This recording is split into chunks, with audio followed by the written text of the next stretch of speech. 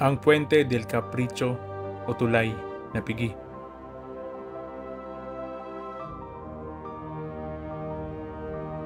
Ang bayan ng Mayhay ay kilala sa malamig na klima at sagana sa likas na yaman.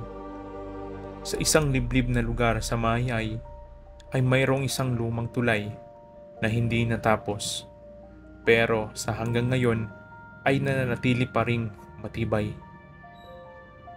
Ito ang Puente del Capricho na ang ibig sabihin ay biglaang pagbabago. Ito ay itinayo noong 1851 sa ilalim ng pangasiwa ng Espanyol na Frailing Franciscano sa bayan ng Mayhay na nakausli sa ilog ng Ulya.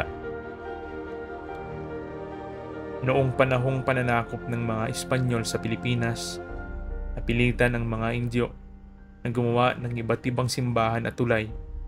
Ang Puente del Capricho ay isa sa mga proyektong tulay na nagkaroon ng sapilitang paggawa o polo. Ang tulay na ito ay natagpuan sa mga pahina ng Il Filibusterismo ni Dr. Jose Rizal. Sa unang kabanata ng nobela, inilarawan ng Frailing Franciscano na si Padre Camora tulay sa mamamahayag na si Ben Zaib.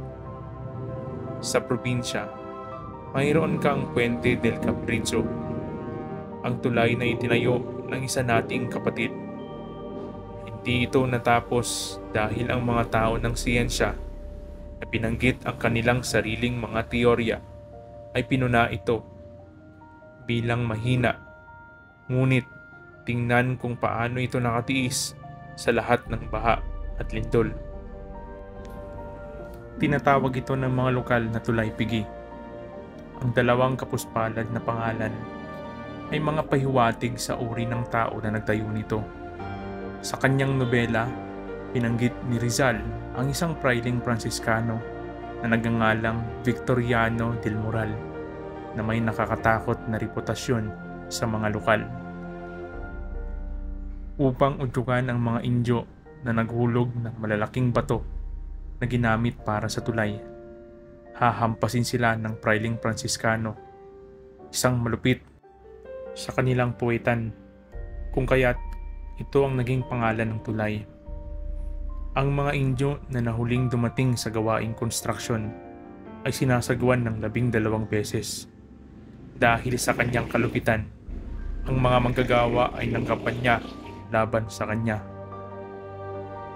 Ang kanyang kapritso at kalupitan ang nagtulak sa mga taga-roon na mag-alsa.